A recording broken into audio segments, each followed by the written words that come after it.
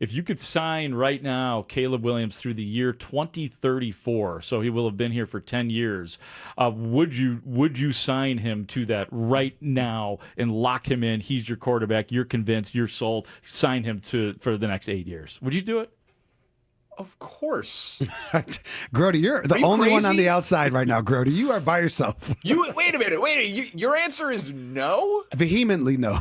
My answer is he's been terrific for these last 5 games. But you're talking about like now we're convinced for the next he's it. Yes. He is going to be an elite quarterback for the next 8 years. I think it's a little naive to say that knowing what we know about past quarterbacks, knowing what we know about what a lot of the season was and some of the uneven play.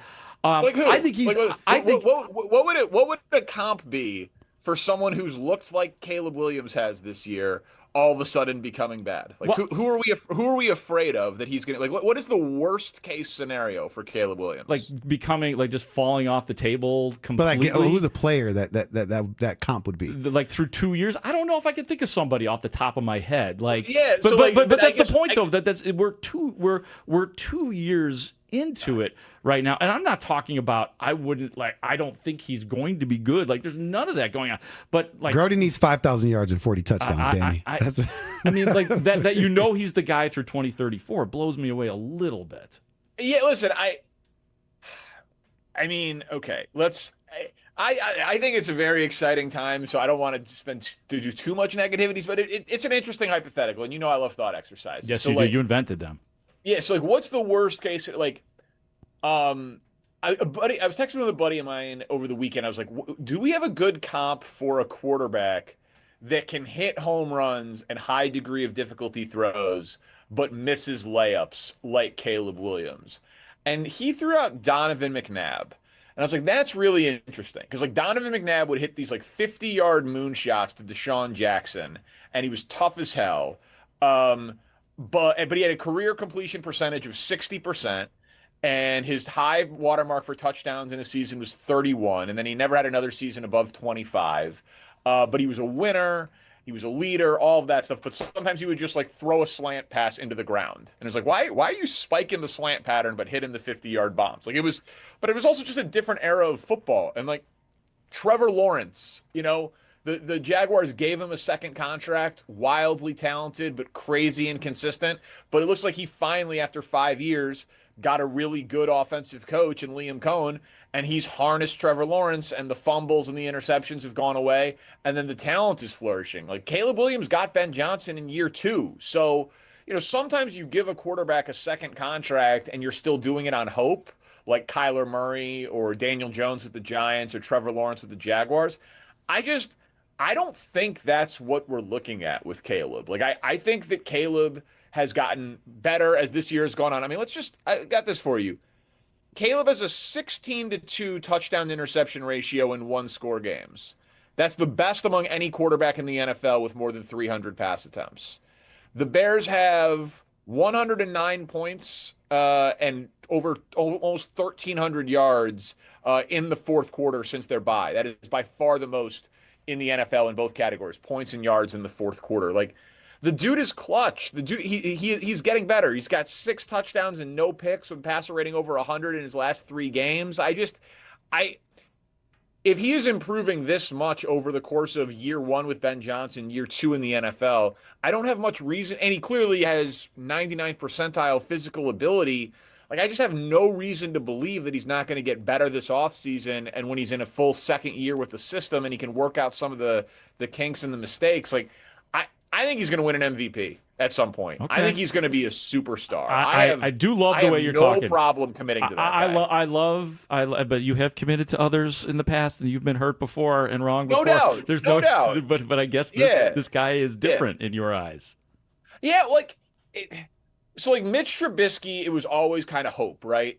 Because it was a Pro Bowl alternate and 24 touchdowns, 12 picks, but he had 6 in a game against Tampa. And like I fully will admit that there was like a lot of hope trafficking there. It was like, well, year 3 in the NFL, year 2 in a system. Like we've seen guys take that jump before. Like it was, I was leading the pom poms and cheering, but I must have said the term hope trafficking 1,000 times on the air when we were doing it, right? Like it was wish casting. Justin Fields, I threw the QB1 party because I still maintain he was the most exciting player with the ball in his hands this city had seen since Devin Hester. 22 was brilliant. It really was. Right? It was fun to watch in a different way. Right? It was so like, yeah, it was fun. And did I get out over my skis? Yeah, but you know what? It's sports. Who cares? Yeah. Like, they don't cut off your hands for wrong predictions. Not yet, anyway. Right? Yeah, exactly. Yeah, not in this America yet. But this just to me, man, the throws that he makes, the pedigree of talent that he was and has always been, the caliber of coach that we think he's paired with, right? We did not have that for Fields or Trubisky, as much as we liked Matt Nagy after year one, and I loved Matt Nagy after year one.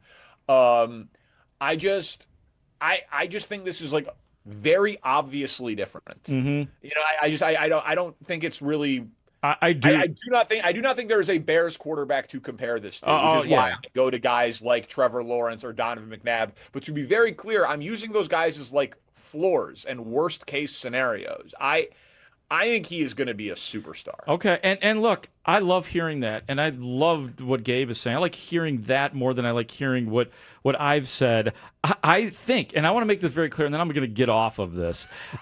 I do think it is trending in that direction. It really is. Over these last 5 games, we keep going through the litany of throws, like specific throws that I've written down right here that Caleb Williams has made, and we're seeing this rise of Caleb Williams in real time right now. So for me, it's hard to process the idea of, okay, he's finally gotten good, sign him through the year 2034, and maybe it's the 10-year thing, Danny, that's throwing me off, and I don't want to be the guy that's like, nope, because I'm not there. I am not in the place of this guy doesn't have it. He's absolutely better than Mitch Trubisky and Justin Fields by a mile. He is absolutely different, but I'm just trying to keep it in proper perspective, and maybe it's like a sense of duty as well, considering what we've seen. No fun, like that. There's, and I don't mean to critique your open, but like. We're 1 win away from the 2 seed, man. And the 1 seed could be Sam Darnold. Like, Sam Darnold's never won a big game in his life. The Bears have beaten the Packers. They're the 7 seed. They're injured. The Bears have beaten the Eagles. They're the 3 seed who are sitting guys this week, apparently willing to concede the 2 seed to the Bears. Like, so if the Bears could beat the 2 seed or the 3 seed, they can beat the 7 seed.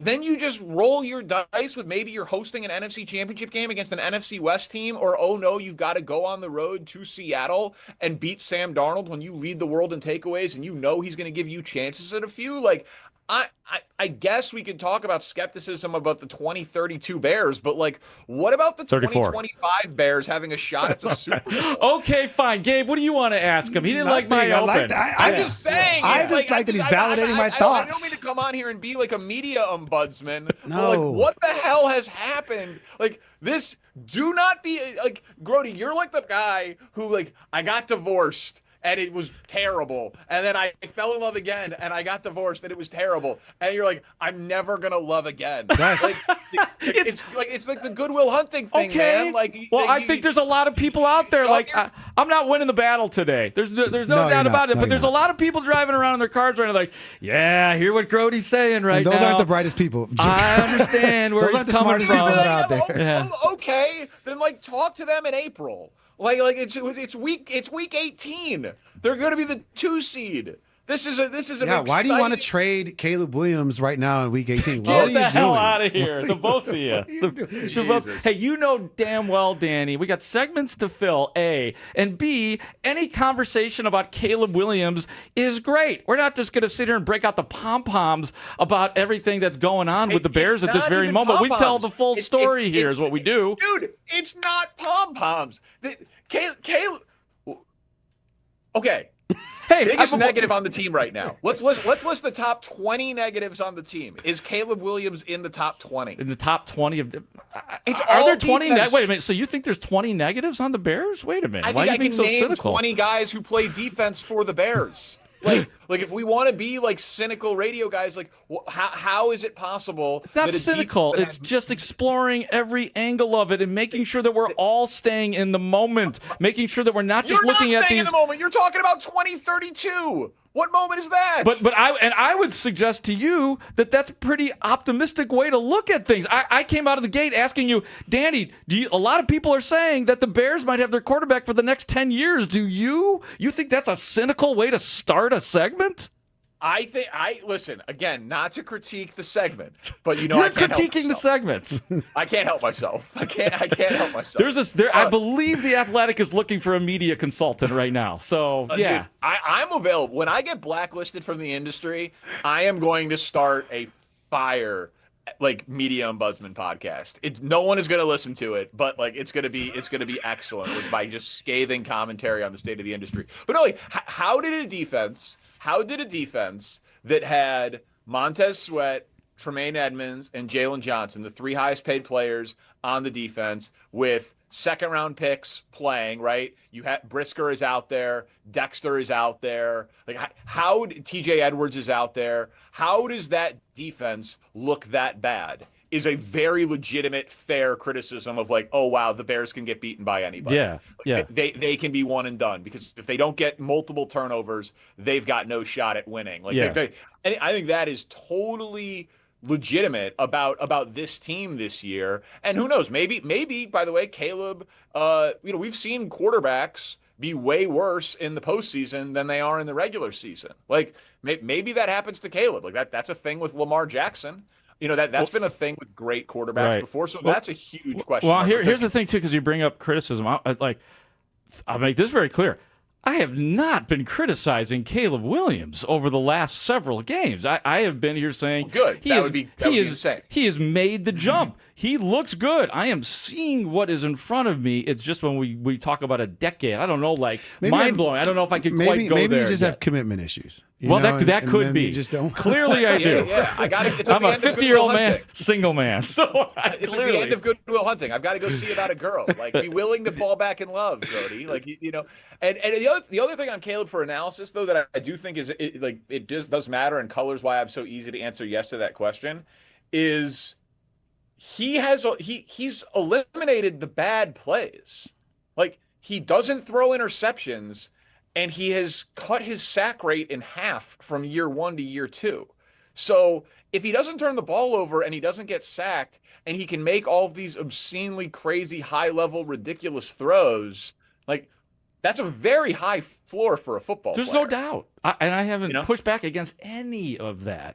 But I think it goes back to what we were saying earlier, which is I think the issue that most people have when listening to your statement is they don't know the deviation between where he's at in the present and where you want him to be in order to be comfortable. And what we've seen and what we saw last year, what we saw for a lot of this year. It's like I said, it's a fluid situation. It's happening right in front of us, and I'm not ready to answer the question of should he be here through 2034. I will say this on the Twitch line here. A lot of people are saying, Parkins is a master of debating. Yeah. What was the other one? Oh, yeah, there was something about your show. Something about what your I do. TV. No, it's good. Oh, here it is. This was the one I was looking for. Danny, the voice of reason, Parkins. Clip this for Nick Wright. Oh. Yeah, like congratulations, Danny. You are being called on this radio station for the first time ever, the voice of reason. Well, listen. You all couldn't stay wrong forever.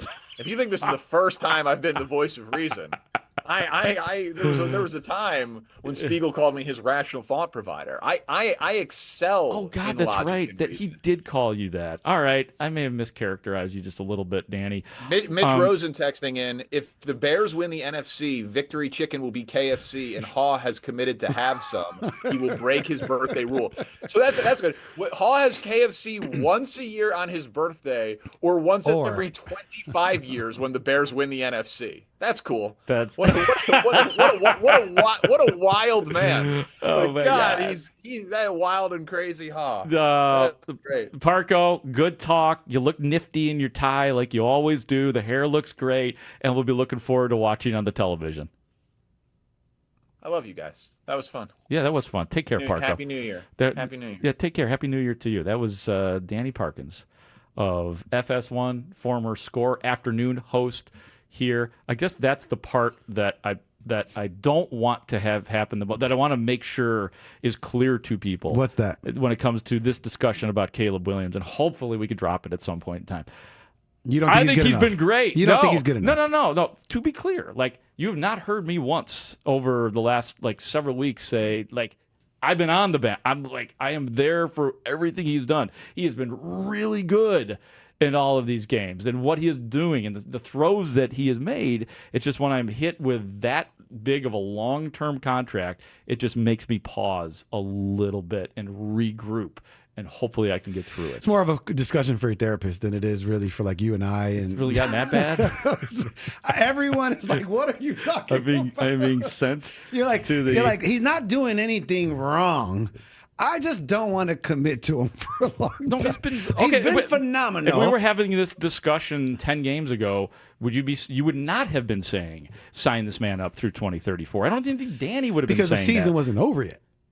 I know, but the season's over now. Let's say 10 games into the season, you weren't going to say that, were you? So why is it crazy for me to hesitate? All of a sudden, lights, camera, action, the fireworks are going off because he's making these big throws. Yep, that's it. Done. Convinced. Bears are what, it's over. 7-3 after 10 games? Were they 7-3 or 8-2? I don't remember. Something along those lines. 7-3. Yeah, but I didn't hear anybody talking about Caleb. He's got it. He's a finished product. I heard people saying, "Where's the first 3 quarters? Where's the completion percentage? Where's the accuracy? Where's the deep ball?"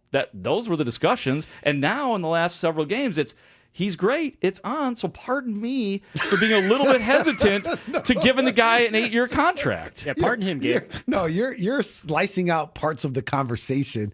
You're like, 3 weeks ago, this is what you were saying. Yes, but if you would have asked us 3 weeks ago, we would have also I'm trying to keep people honest. I'm not just saying you or hosts at this station. No, I'm what saying people in people general were saying and texting Right. and thinking, Caleb's not, where's his accuracy? Why is he only throwing 57% or whatever his games were? That was the talk around Caleb Williams. In the last several weeks, it's wow, oh my God, we're seeing it, and I'm just putting a little bit of break on. Let's make sure we're seeing it before we know we're seeing it. But to put a bow on it, we're not 10 weeks ago or 5 weeks ago. We're in the present, and you're still saying, despite all that you wouldn't do it. So I understand the argument that we might have said it 10 weeks ago, but in the present, you're still saying it when everyone's saying give him the contract extension. All right.